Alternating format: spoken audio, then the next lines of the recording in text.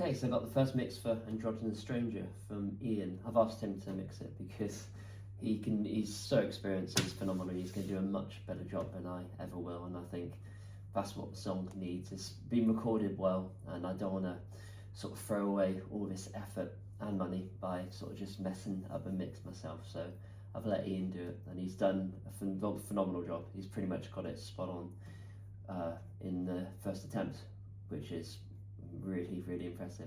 So let's have a little listen to it. There's a few things I've sort of picked up on it. So for example, here, this is the start of the song. So first track on the album, this is the first thing which, literally the first instrument people are going to hear. The first thing people are going to hear is Cameron's drums. So if we just have a quick listen.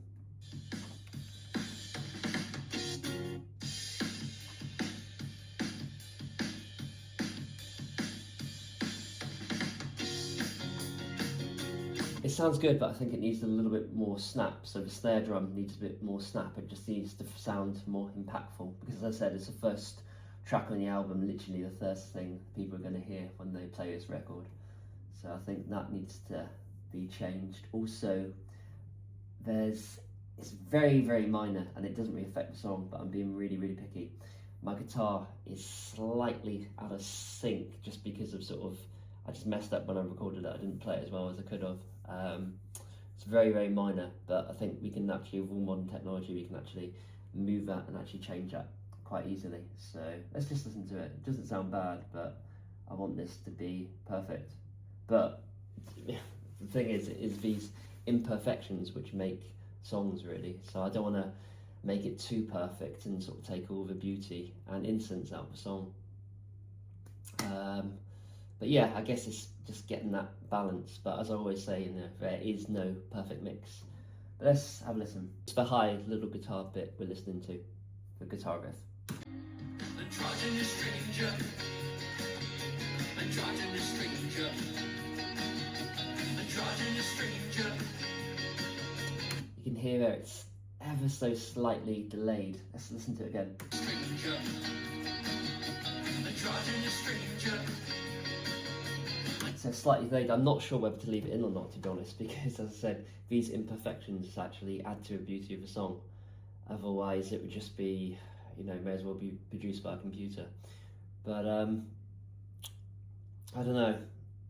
I think we'll see. I'll see what Ian can do with it, but it doesn't really affect the song. You can barely hear it. It's just me being super picky and super critical of myself and my guitar playing, which is good, but I don't know, it comes to a point when you just need to accept if it sounds good, it sounds good.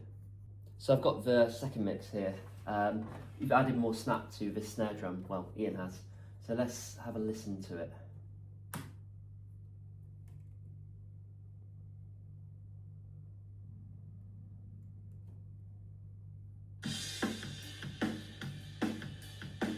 You see it's more impactful.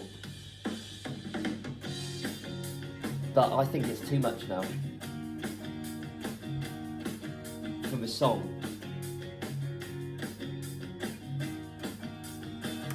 It's when the vocals sort of come in, you realise it's just punching through too much. Let's just skip a bit. I don't want to give too much of the song away before it's released. You might not like it that way, but I wouldn't have it. You probably can't hear it that well, but I think it's too much. It's just punching through and it's taken away from the beauty of the song. So I'm going to ask Ian to put it back to what it was before, which isn't ideal, but this is the thing with mixing. You take one step forward and then you take two steps back, and then you realise actually what you had originally was actually probably better than what you've changed it to. And then you get up the next day and then you listen to it again, and then you completely disagree with what you've decided on what the mix should be. But there's no perfect mix, that's what I always say. There is no perfect mix, but I guess as long as I'm happy with it, that's what matters. But in this instance, yeah, the snare drum does need to actually go back to what it was originally, because it was there's too much snap now. But I guess it's important to admit when you're wrong and be open enough to actually go back and humble enough to actually go back and sort of make those changes. Thankfully, Ian's just been so patient with me, and he's been so accommodating. So yeah, massive shout out to Ian there, you're a legend. But yeah, I mean, the rest of the mix sounds good, so it's getting there.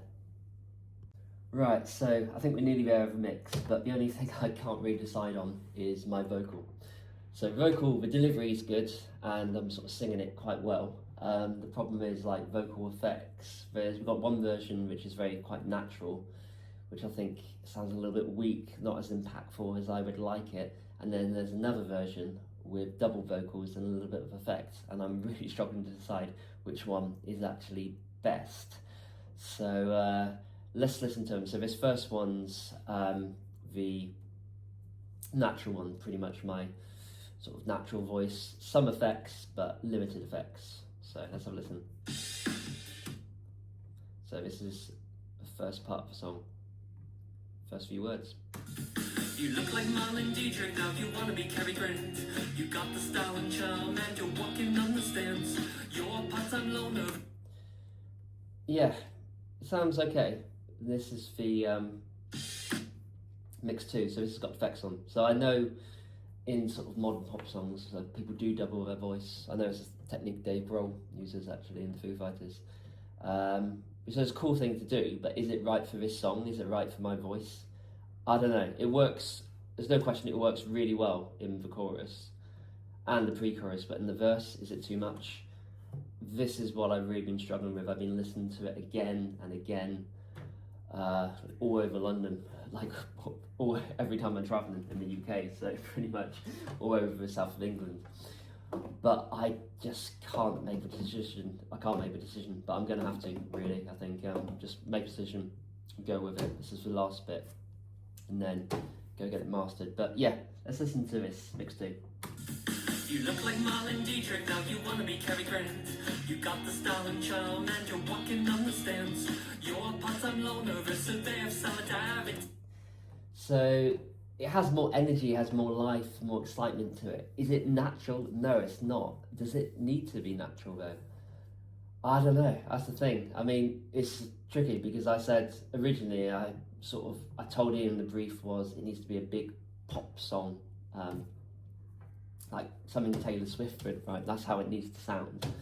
And it does, yeah. I mean, it's nowhere near as good as Taylor Swift, but in terms of the sound and the energy, it's sort of there.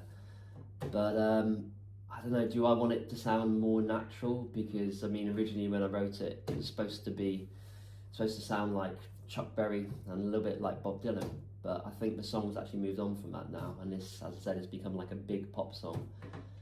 But it's hard to say. I'm gonna think about it and make a decision and just go with it really, and then yeah, you'll know what the decision is when you hear it when it's finally released. But we're nearly there.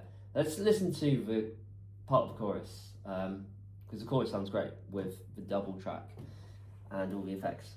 This is a problem with modern technology. There's so many options open to you. It's hard to actually sort of make a decision actually what's good and how you want the track. So this is pre-chorus going into the chorus.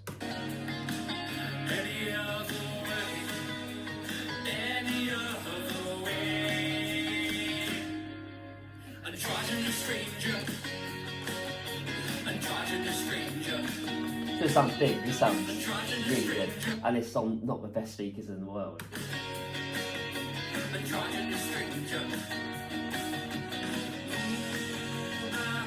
So yeah, big, impactful, that works perfectly for the chorus, but is it needed in the verse? Do I need a more natural sound to my voice?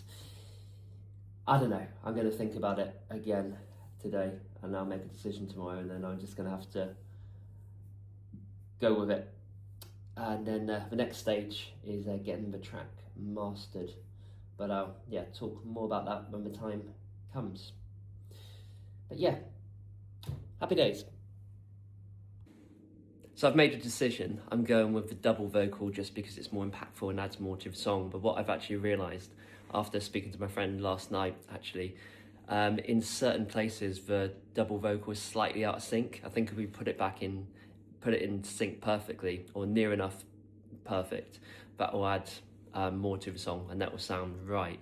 I think that's the issue. But yeah, we're going to try and sort that out. I'll pass it over to Ian. We'll sort that out, align it better, and then I'll go with the double-tracked vocals, just because it adds more impact to the vocal. But as I said, in the pre-chorus and chorus, it sounds amazing. It's just that verse. But yeah, it's all good.